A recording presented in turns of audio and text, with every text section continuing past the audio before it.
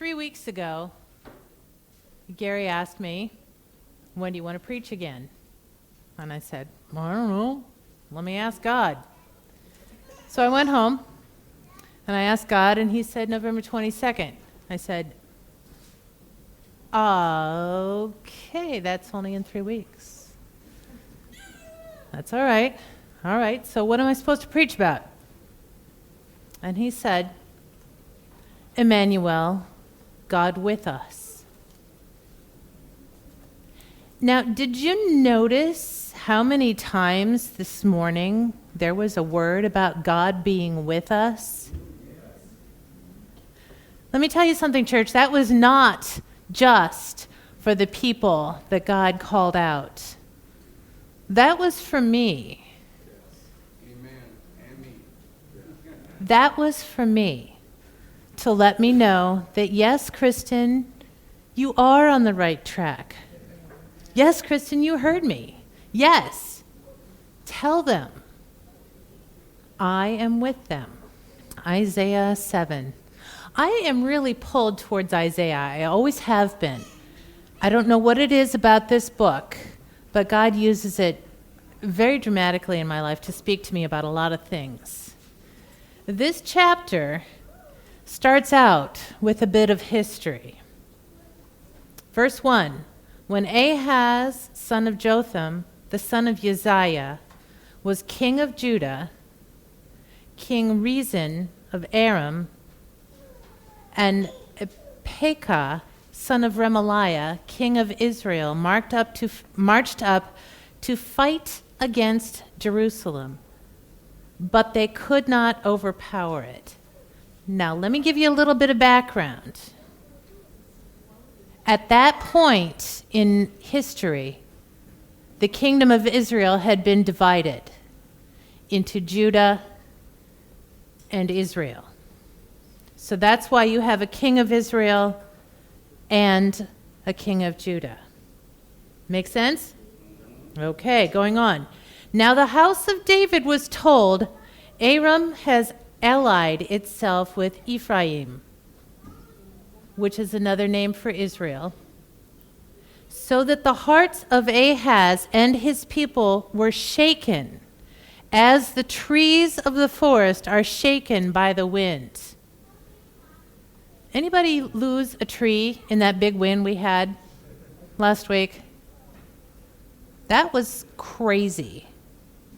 That was crazy. I was in my office teaching, and I could hear branches falling off the tree and crashing on the roof. And I'm thinking, do I stuff this kid under the piano because the roof is going to fall in? What am I going to do?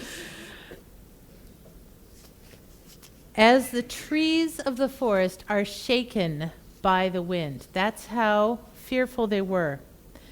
Then the Lord said to Isaiah, go out, you and your son Shear-Jashub, to meet Ahaz at the end of the aqueduct of the upper pool on the road to the washerman's field. Isaiah had some pretty weird names for his kids. I mean, I don't know anybody named Shear-Jashub. But it's very symbolic. It means a remnant will return.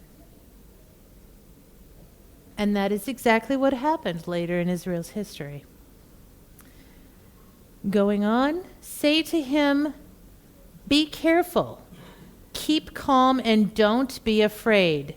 Do not lose heart because of these two smoldering stubs of firewood, because of the fierce anger of Rezin and Aram, and of the son of Remaliah. Now, names in the Old Testament were very, very important. They identified who you were. In part, or sometimes in whole, they determined your destiny. And they were how you were recognized and identified. So the fact that God doesn't even really call Pekah by his name, but refers to him very scornfully as the son of Remaliah, not as the king of Israel, not by his name, but that guy, that usurper, the son of Remaliah. That is the way that God identifies this guy. So you know that God does not have a very high opinion of him.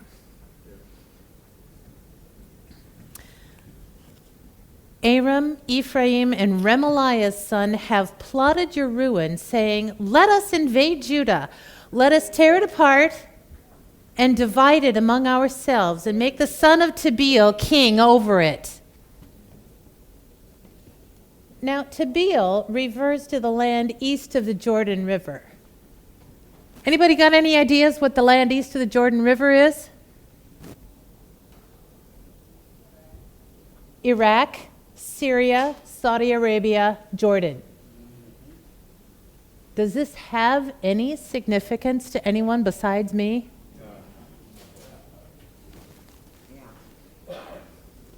Yet this is what the sovereign Lord says: it will not take place. It will not happen. For the head of Aram is Damascus, and the head of Damascus is only reason.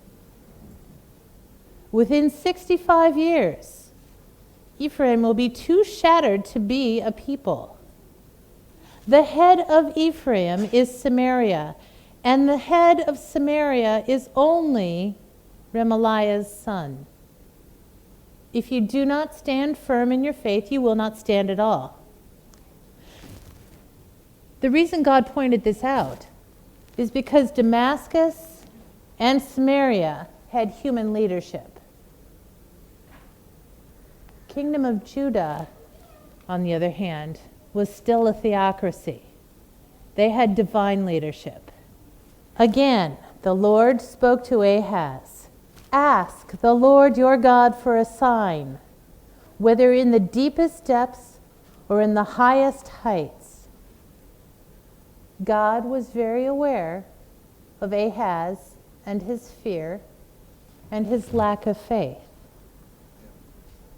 And he told him explicitly, "I am willing to strengthen your faith. Ask me for a sign. Whatever sign you want, ask me for a sign, and I will do it to prove to you that I am worthy of your faith and worthy of your trust." But Ahaz said, "I will not ask. I will not put the Lord to the test." Now that sounds real noble, doesn't it, church? Yeah. That sounds like, oh, I know I can trust God. I don't need to ask him. You know what that was? That was fear. That was fear. He was saying, basically, I don't know what to ask because I don't know that God will come through for me. I don't know that God will come through. I don't feel that he's with me. And because I am so fearful and so distrusting, excuse me while I lose this microphone. I never can get this thing on my ear right, Gary. Don't tell me it's because my ears are too big.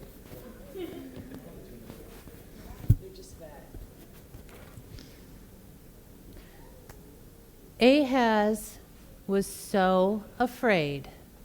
Remember, shaking like the trees in the wind, was so afraid that he could not even bring himself to trust God when God said, "I will give you a sign. Ask me anything you want, and I will do it as a sign to you that I will not allow the son of Remaliah and Rezin to overcome Judah. They will not defeat Jerusalem. I will not put the Lord to the test. How many times have we said that? Oh Lord, I need this. And the Lord says, try me, and I will give you. Oh, well, no, I'm not gonna stand in this. I'll just make do with whatever I can. Because we're afraid that we've missed God, that we haven't heard him correctly, that he won't come through for us after all. Then Isaiah said, hear now, you house of David, is it not enough to try the patience of men? I think Isaiah was a little annoyed there. Will you try the patience of my God also? Therefore, the Lord himself will give you a sign. The virgin will be with child and will give birth to a son, and will call him Emmanuel. His name translates directly as God with us. How many times have we already heard that this morning? God is with you. Gypsy, God is with you. God is with you.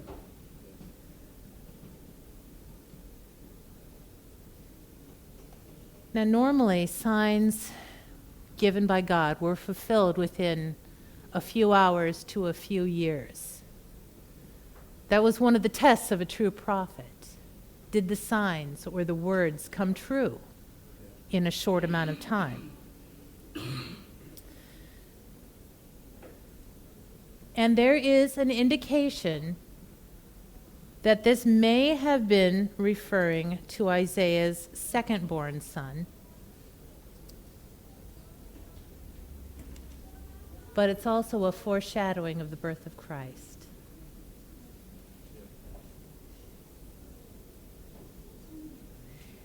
Now flip over one chapter to Isaiah 8,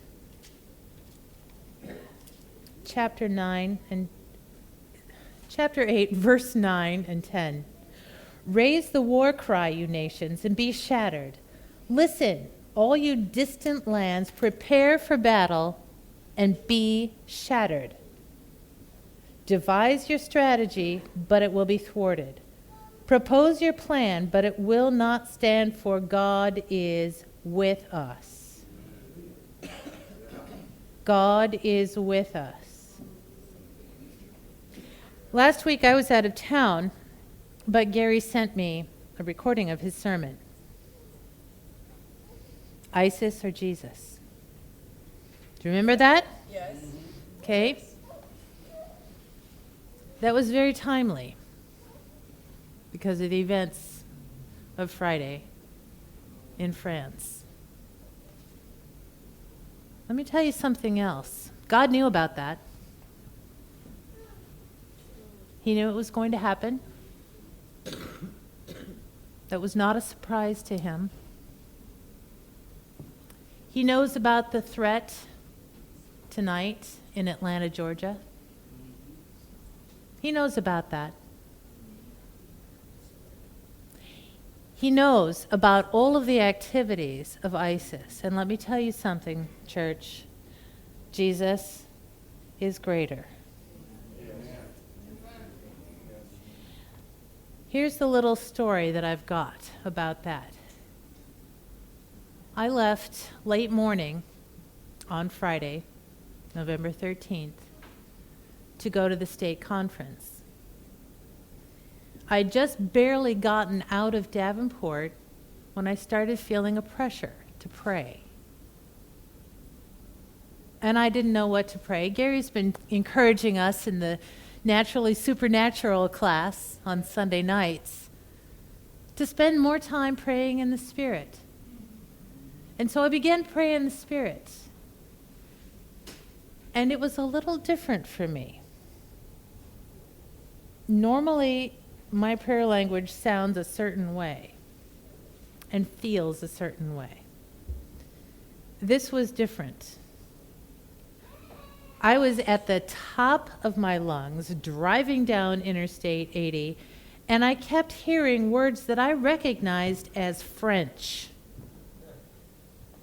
And I was praying for probably nearly an hour, shouting out these words, and many, many, many of them sounded like French. Many of them sounded like blood, the word for blood in French. Many of them sounded like mercy, the word for mercy in French. Now, does that mean I am some superhero of the faith? No. But it does mean that that wasn't a surprise to God. And he was able to raise up his intercessors. So yes, there were a lot of people injured. There were a lot of people killed. But how much worse could it have been if God was not with us?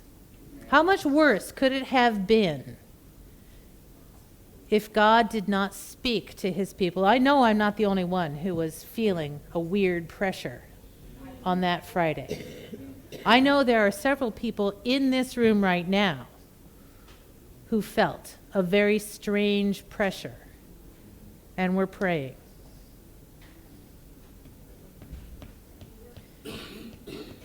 Raise the war cry, you nations, and be shattered. Listen, all you distant lands.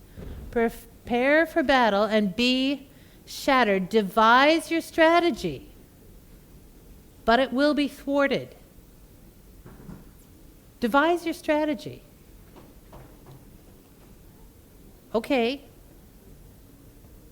You want to bomb innocent people? Devise your strategy, but it will be thwarted because God is with us. That's who Jesus is. That is one of his names. God with us. Also, in Isaiah chapter 8, God refers to the house of David and the land of the kingdom of Judah as being named God with you. Look at it. O Emmanuel, it says. He calls the house of David God with us. Do you know that we are the house of David spiritually? That is our position because of Jesus' sacrifice for us. He died to give us that relationship. We are of the house and lineage of King David. We are his spiritual heirs. And so our name also is God with us. God with us.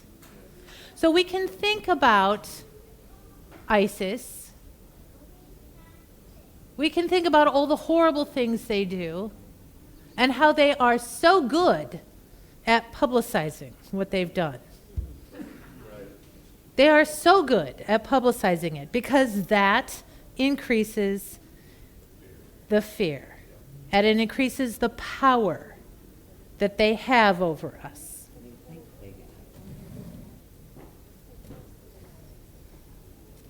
It increases their ability to manipulate us through fear.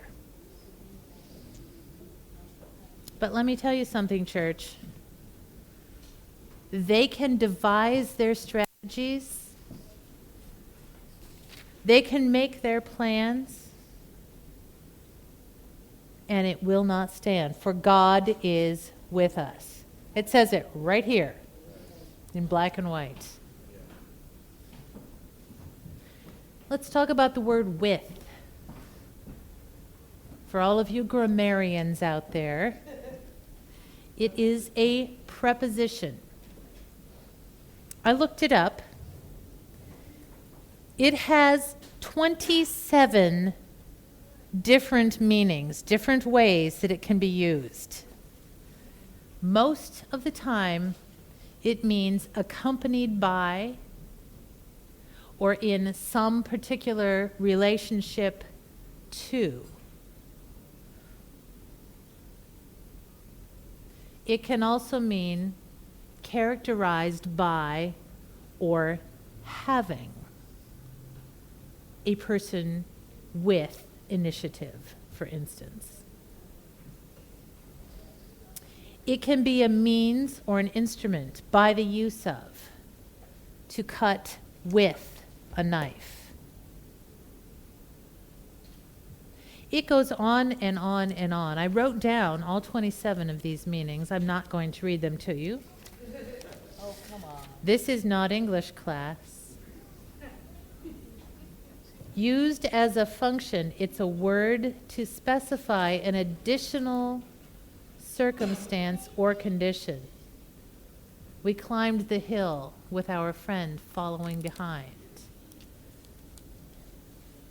God with us. Yeah. It's a special circumstance or condition.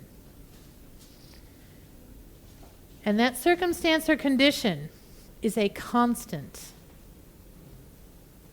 He's not just with us right now. He's not just with us when we're in a prayer meeting. He's not just with us when we're worshiping. He's with us all the time, 24/7, 100%. Yes. God is with us. If you think about the physics of dimensions, there's the ones we're familiar with: height, width, depth, time. I looked this up. Physicists are now saying that there are 27 dimensions that they've identified. So those of you who say, well, I don't know how God can be with me all the time, listen, God is not limited by the human science of physics. God is not limited by time and space and dimension. I can't explain this, because if I could, then I would be God and he would not. And we really don't want that. But that means that God is able to be 100% with Gary, 100% focused on Gary, 100% tuned in to Gary all the time. And because he's not limited by dimensions, he can be 100% focused on Catherine, in Catherine's face, filling her, loving her, providing for her, listening to her, delighting in her, everything that he is doing at the same time as he is doing that with Gary and with Phil and with Denise and with me. He is not limited. He can be 100% present with you at the same time that he is 100% present with each of his children. He is everywhere. He's not limited. I have an argument every so often with my friend Corey. He says that he's present, he's paying attention, he's listening, but he's always on his phone.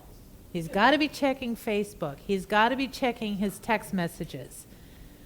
There are times when we're having a conversation, I'll see him starting to reach for that phone, and I'll take his hands, and I'll hold his hands while we talk. Because if I'm holding his hands, he's not holding that stupid cell phone. And I'm forcing him to be present, to be in the moment and talking to me. You know, you don't ever have to worry about that with God. God is with you. He has eyes and ears for nobody else. He is with you. He knows every cell of your body. He knows every drop of your blood. He knows every hair on your head. He knows every bit of what is going to happen. And he is with you. Now, if we take God at his word,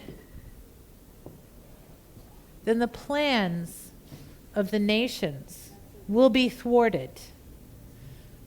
Because we are Emmanuel, God with us. If we take God at his word, then the plans and the strategies that are devised against us will not come to pass. Because we are Emmanuel, God with us. That is our position. That is what he calls us. Does this make anybody get excited? I can't wrap my brain around this, folks. All I can do is say, do it. Thank you. Thank you. He knows what's going to happen. He knows the times that I will fail. He knows the times that I will fall asleep in the middle of praying.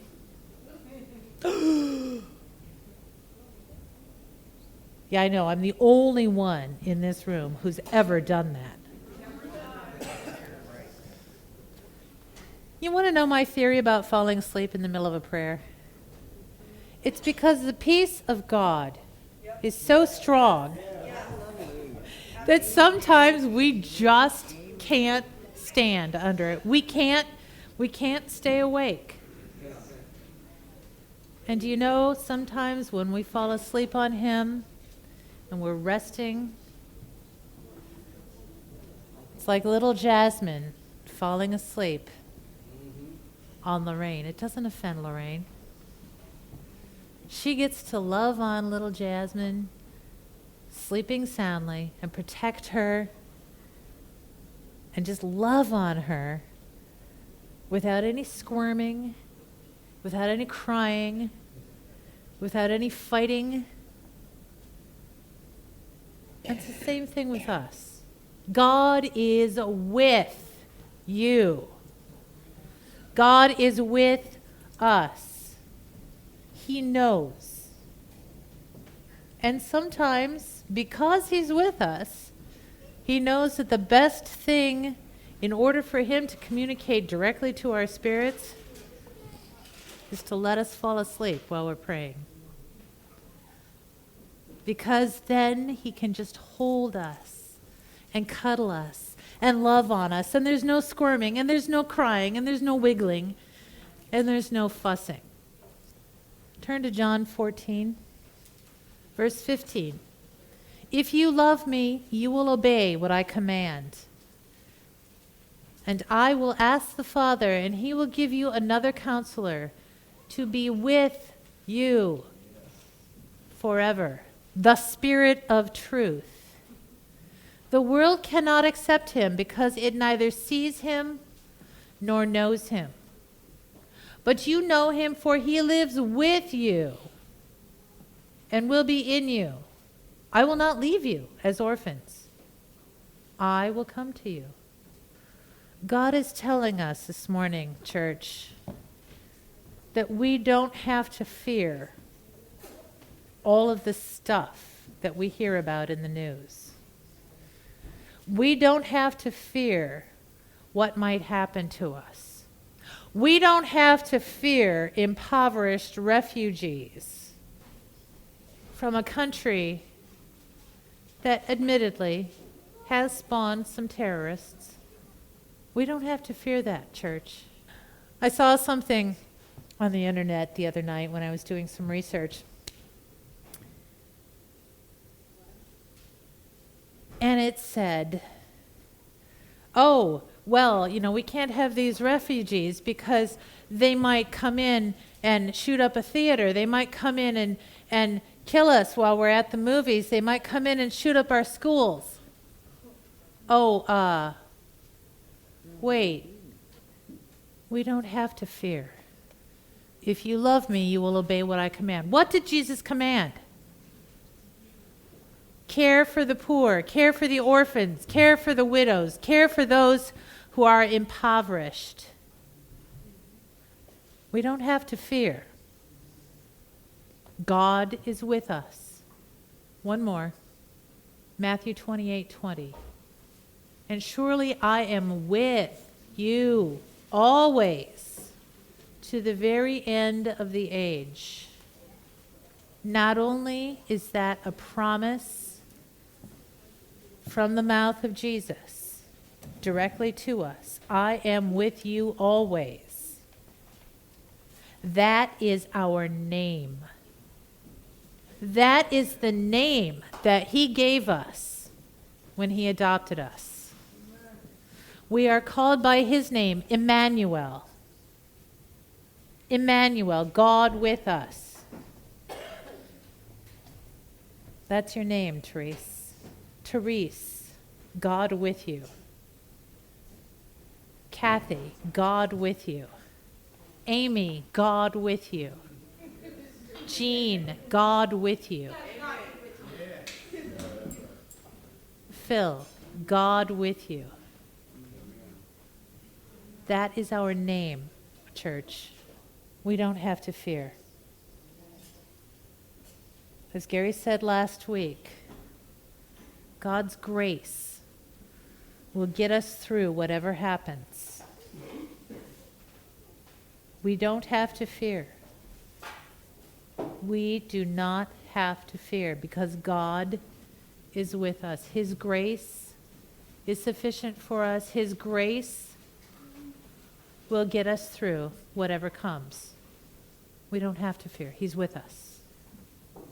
Think about the grace that he exhibited in Paris. Less than 200 people dead.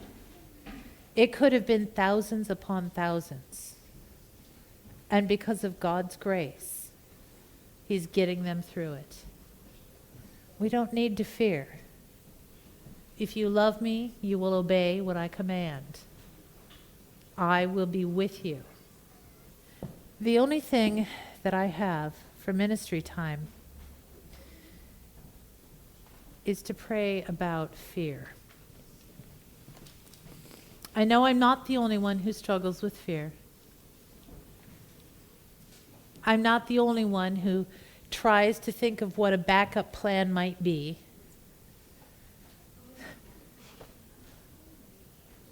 Thursday night, I was out of town again, and I kept hearing all these reports of this storm. And so I contacted several friends along the way from Ames to Davenport, developing backup plans, A, B, C, D, E, F. Worst case, I would just stay in Ames until this all blew through. But I have a lot of friends across the state. And I was emailing frantically, okay, depending on the weather, can I crash on your couch? I don't like to drive on ice. I have this thing about, not liking ditches.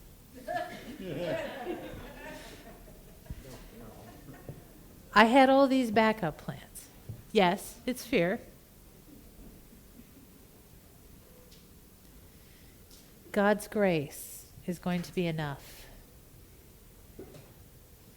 If you have been struggling with fear over the reports of ISIS, over the reports of possible economic crashes, over anything, God would like to help you this morning because he's with you.